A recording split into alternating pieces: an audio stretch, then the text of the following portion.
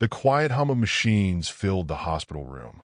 The rhythmic beeping of a heart monitor provided a steady backdrop to the sterile environment, where patients came and went, some recovering, others fading. In the middle of it all, Nurse Emily moved with purpose.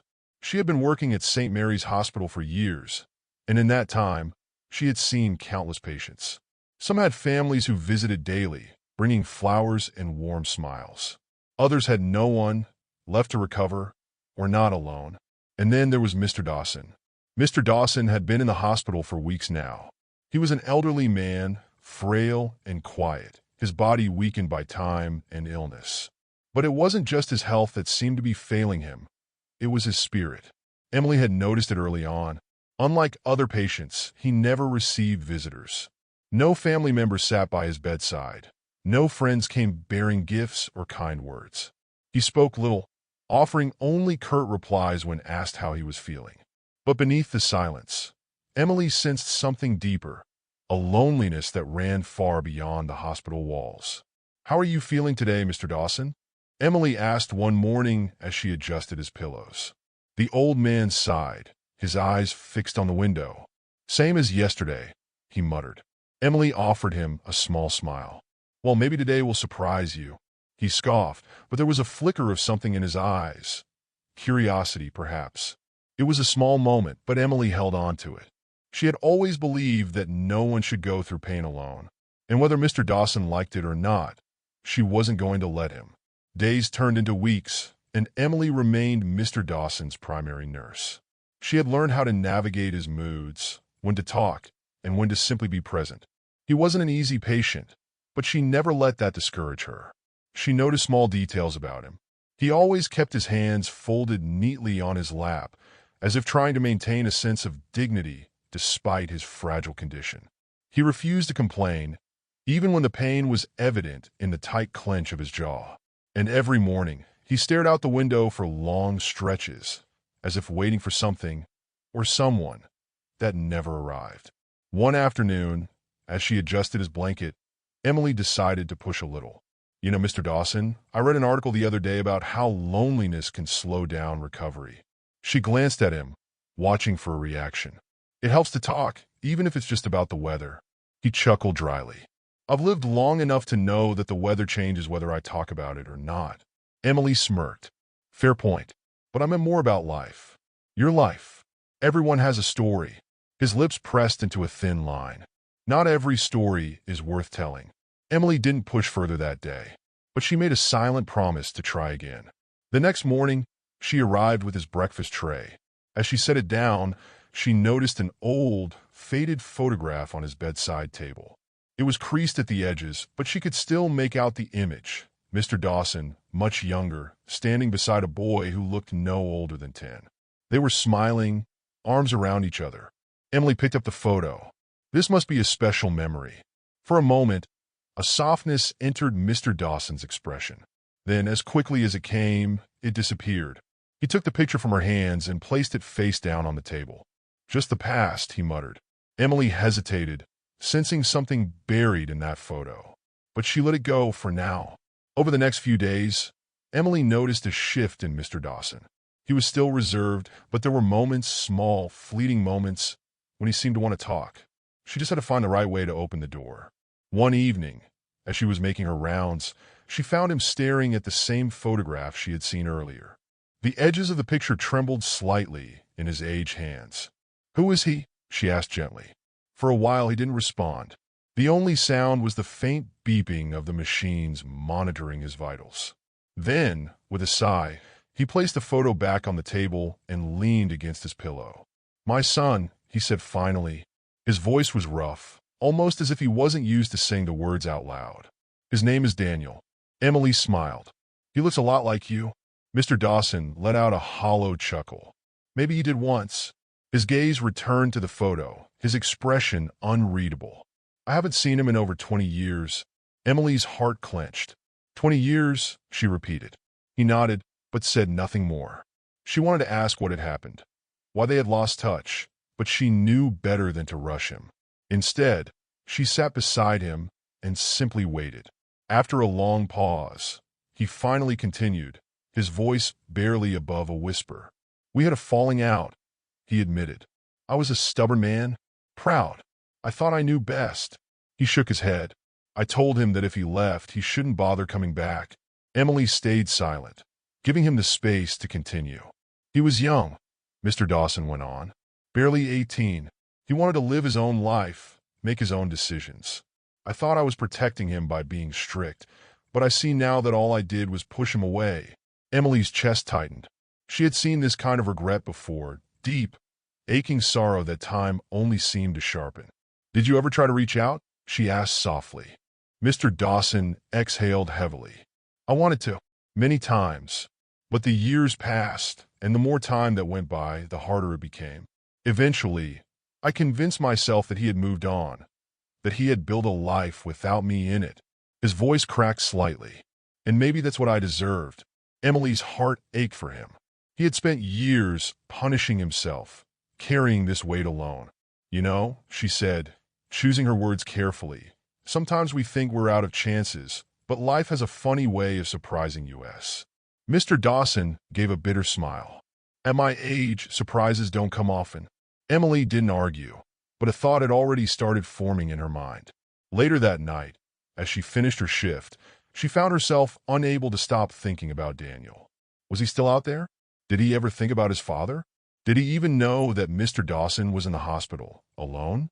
She didn't know if it was her place to interfere. But as she glanced back at Mr. Dawson's room, seeing the lonely figure staring at the ceiling, she made a decision. Maybe it wasn't too late. Emily couldn't shake the feeling that she had to do something. She had seen too many patients live out their final days with unresolved regrets, and she didn't want Mr. Dawson to be one of them. That night, after her shift ended, she sat in the hospital break room, staring at the old photograph she had secretly snapped with her phone earlier. The young boy in the picture, Daniel, would be a grown man now. He could be anywhere. She knew it was a long shot, but she decided to try anyway. After searching online for hours, she found something, a possible match. A man named Daniel Dawson, living 2 states away, running a small bookstore. The name, the age, even a vague resemblance in the profile picture made her pulse quicken. With a deep breath, she found a contact number for the bookstore and dialed. The phone rang twice before a man's voice answered. "Hello." Emily hesitated for a moment, then spoke. "Hi, is this Daniel Dawson?" "Yes," he said cautiously. "Who's asking?" She took a breath. "My name is Emily. I'm a nurse at St. Mary's Hospital. I think I'm taking care of your father." Silence. The kind that stretched so long, she almost thought he had hung up. Then finally Daniel spoke, his voice tight. "I don't have a father." Emily's heart sank, but she pressed on. "I understand this might be difficult, but Mr. Dawson, your father, he's been in the hospital for weeks now.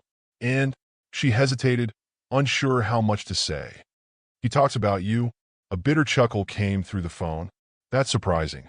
He didn't have much to say to me when I needed him." Emily swallowed. "He regrets it, Daniel. He's alone, and I can see that it's eating him up inside." There was another pause. "Why are you calling me?" he asked, his voice softer this time. "Because I've seen too many people wait until it's too late to fix things," she admitted. "I don't know your story, and I won't pretend to. But if there's even a small part of you that wonders, that wants to see him one last time, maybe this is your chance." She heard him exhale sharply. "I don't know if I can." Emily nodded, even though he couldn't see her. "I won't push you. Just think about it." She gave him the hospital's information and hung up, unsure if she had done the right thing. But deep down she hoped. The next day, Emily went about her usual routine, not expecting much. Mr. Dawson was quieter than usual, but she didn't bring up their conversation from the night before. She didn't want to give him false hope. But then, just after lunchtime, something happened. As she was checking Mr. Dawson's for, she heard footsteps in the hallway, hesitant, unsure. Then, a voice she didn't recognize. "Excuse me, I'm looking for a patient." "James Dawson." Emily turned sharply, her breath catching. Standing at the doorway was a man in his late 30s, with tired eyes and uncertainty written all over his face. "Daniel." She barely had time to react before Mr. Dawson looked up and saw him.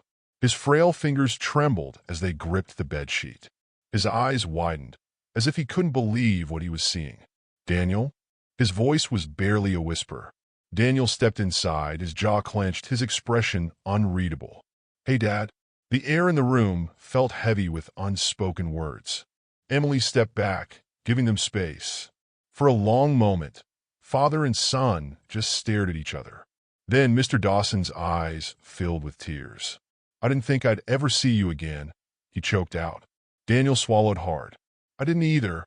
Emily slipped out of the room quietly, knowing this was their moment. Emily stood just outside the room, peeking in through the small window on the door. Inside, Daniel remained by the doorway, stiff and unsure.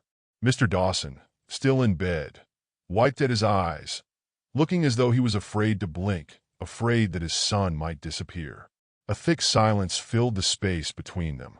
Finally, Daniel exhaled sharply and took a step closer. "So, how are you?" His voice was distant, careful, as if he were talking to a stranger. Mr. Dawson let out a weak chuckle. "Old, tired, and a little shocked that you're standing here." Daniel nodded, his hands stuffed into the pockets of his jacket. "Yeah, I wasn't sure I'd come." Mr. Dawson swallowed hard. "I wouldn't have blamed you if you didn't." Another long pause. Emily felt the weight of years of pain in that silence. Two people who had spent decades apart, now standing face to face but struggling to bridge the gap between them. "You know," Mr. Dawson finally said, his voice barely above a whisper, "not a day has passed that I didn't regret how things ended between us." Daniel's jaw tightened. He looked down, his fingers clenching. "Then why didn't you ever call?"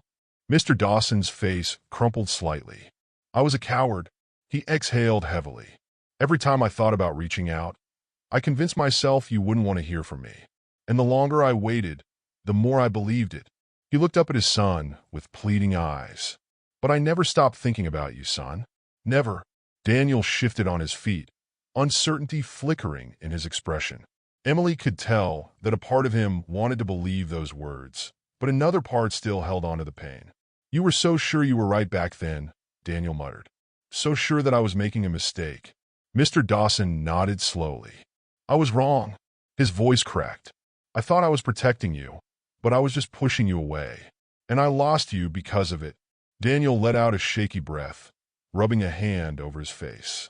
He looked like a man battling an internal war, trying to decide whether to hold on to his resentment or let it go. Emily's heart pounded as she watched. This was the moment. Finally, Daniel spoke again. He stopped, hesitated, then sighed. "I don't know if we can fix this, Dad." Mr. Dawson's face fell for a moment before he gave a small nod.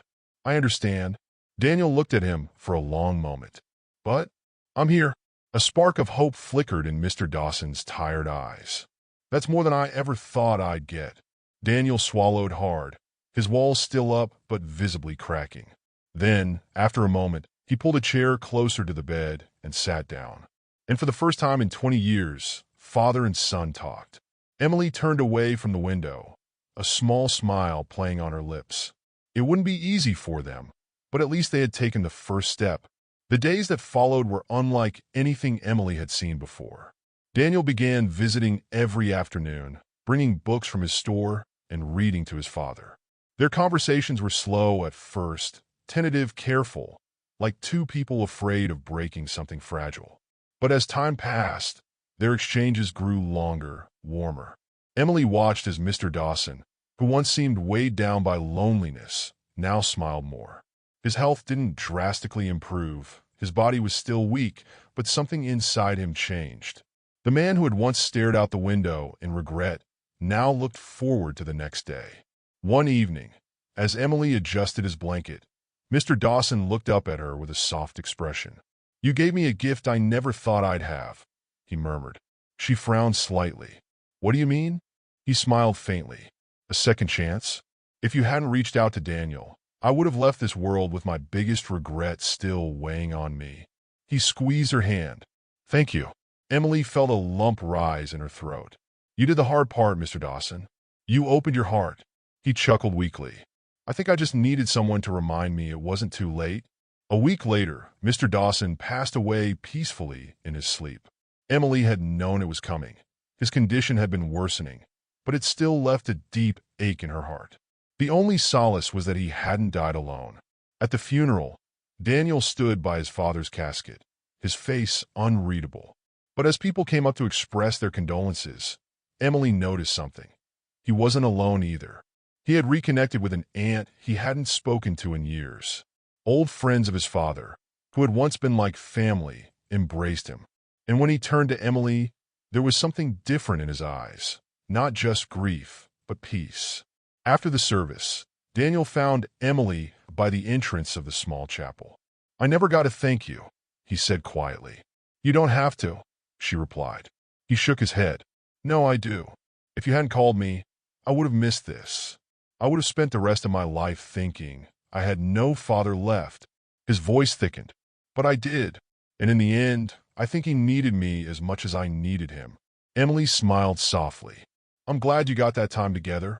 Daniel nodded, then reached into his coat pocket and pulled out a small, wrapped package. "Before he passed, Dad told me he wanted me to give you this," he said, handing it to her. Emily hesitated before carefully unwrapping it. Inside was an old, leather-bound book.